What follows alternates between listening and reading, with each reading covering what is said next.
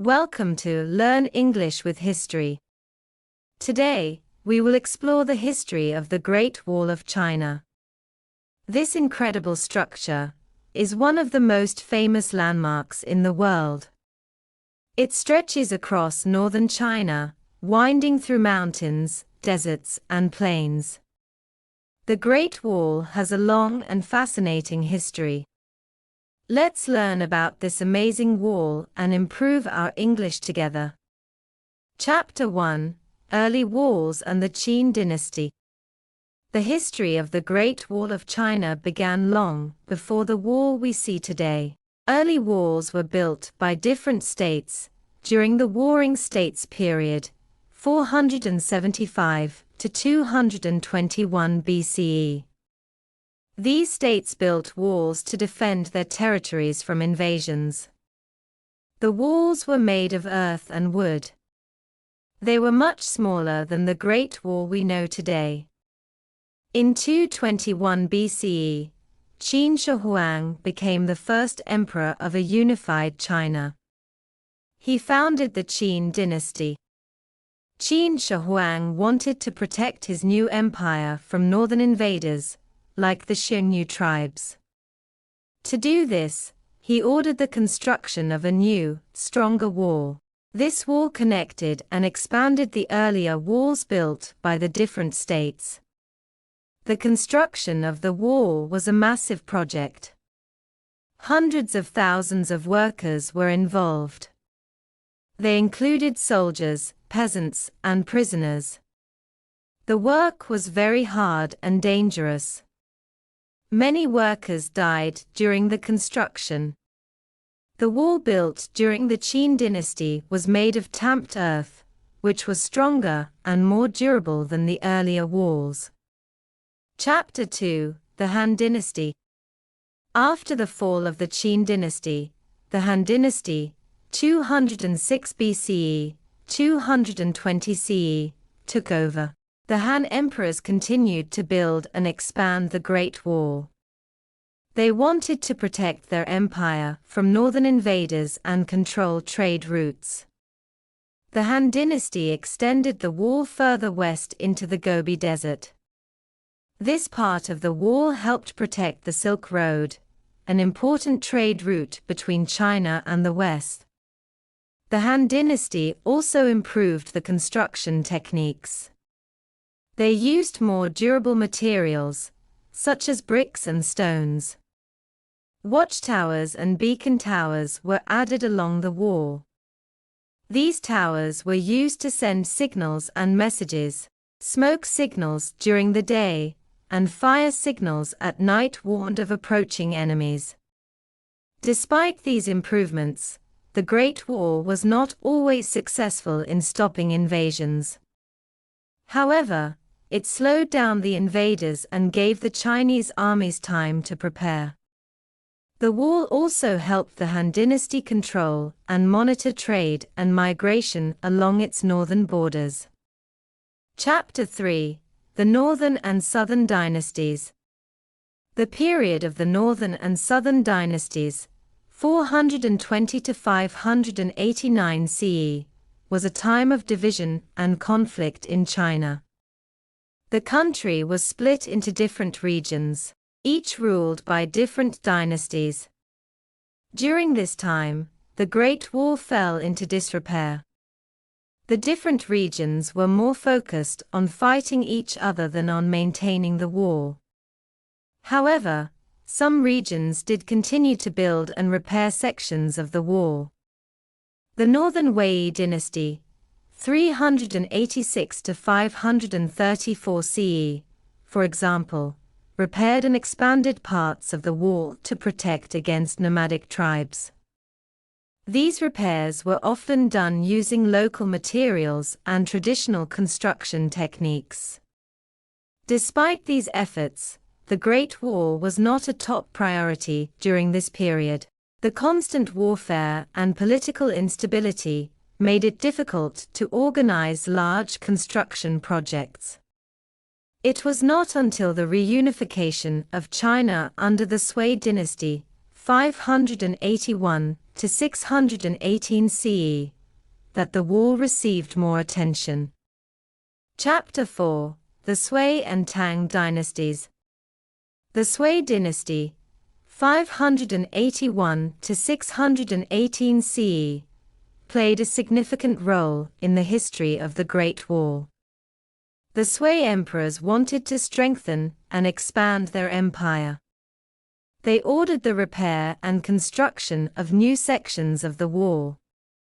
The Sui dynasty used the wall to protect against northern invaders and to control their borders. The construction during the Sui dynasty was extensive. Thousands of workers were involved. The Sui emperors used forced labor to build the wall. This caused much suffering and led to rebellions. The heavy burden of building the wall and other large projects contributed to the fall of the Sui dynasty. The Tang dynasty, 618 to 907 CE, followed the Sui dynasty. The Tang emperors focused more on diplomacy and trade than on building the wall. They maintained the existing sections, but did not expand it significantly. The Tang dynasty was a time of prosperity and cultural development. The Silk Road flourished, and the Great Wall played a role in protecting this important trade route. Chapter 5: The Ming Dynasty. The Ming Dynasty, 1368 to 1644 CE, is perhaps the most famous period in the history of the Great Wall. During this time, the wall we see today was built. The Ming emperors faced constant threats from the Mongols and other northern tribes. To protect their empire, they undertook massive construction projects to strengthen and expand the wall. The Ming dynasty used advanced construction techniques and materials. They built the wall using bricks, stones, and tiles. This made the wall much stronger and more durable than earlier versions. The Ming Wall stretched over 8,850 kilometers, 5,500 miles, from the Bohai Sea in the east to the Gobi Desert in the west.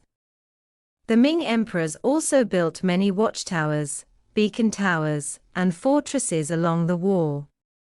These structures were used for communication and defense. Soldiers stationed in the watchtowers could see far into the distance and warn of approaching enemies. The fortresses provided strong defensive positions and housed troops and supplies. Despite these efforts, the Great Wall was not always successful in stopping invasions. In 1644, the Manchus breached the wall and conquered China, establishing the Qing dynasty. However, the Ming Wall remains one of the most impressive engineering feats in history, and a symbol of Chinese strength and determination. Chapter 6: The Qing Dynasty and Modern Times. The Qing Dynasty, 1644 to 1912 CE, did not focus on building or maintaining the Great Wall. The Manchus, who founded the Qing dynasty, came from the north and had already breached the wall. They saw little need to expand or repair it. Instead, they focused on controlling the vast territories they had conquered. During the Qing dynasty, the Great Wall fell into disrepair. Some sections were abandoned and left to crumble. Others were repurposed by local communities for building materials. Despite this neglect, the wall remained an important symbol of Chinese history and culture. In modern times, the Great Wall has become a major tourist attraction. The Chinese government has made efforts to preserve and restore parts of the wall. Sections near Beijing, such as Badaling and Muxianyu, have been restored and are open to visitors. These sections attract millions of tourists each year, showcasing the wall's historical significance and architectural grandeur. Chapter 7: Construction and Architecture. The construction of the Great Wall was a monumental task. It required advanced engineering skills and vast amounts of labor and materials. The wall was built in sections over many centuries by different dynasties. Each dynasty used different construction techniques and materials, depending on the resources available and the threats they face. Early walls were made of packed earth and wooden planks. These materials were readily available, but not very durable. Later dynasties, such as the Ming, used bricks, stones, and tiles. These materials were more robust and provided better protection against invaders. The bricks were often made on-site, using local clay, while stones were quarried from nearby mountains. The wall's design varied depending on the terrain. In mountainous areas, the wall followed the natural contours of the land, creating a winding and steep structure. In flat regions, the wall was more linear and straightforward. Watchtowers and beacon towers were built at regular intervals along the wall. These towers were crucial for communication and defense. Soldiers used smoke signals during the day and fire signals at night to warn of approaching enemies. The wall also included gates and fortresses. Gates allowed controlled passage through the wall for trade and travel. Fortresses housed troops and supplies and provided strong defensive positions. Some of the most famous gates include the Jiayuguan Pass, which marks the western end of the Ming Wall, and the Shanhai Pass, where the wall meets the Bohai Sea in the east. Chapter 8: Life on the Wall. Life on the Great Wall was challenging and often dangerous. Soldiers stationed on the wall had to endure harsh weather conditions, including freezing winters and scorching summers. They lived in barracks near the wall and were responsible for patrolling and maintaining the wall, watching for invaders, and sending signals. The soldiers' daily routine included drills, weapon maintenance, and lookout duties. They had to be vigilant at all times, as the threat of invasion was constant. In times of peace, the soldiers also helped with repairs and construction work on the wall.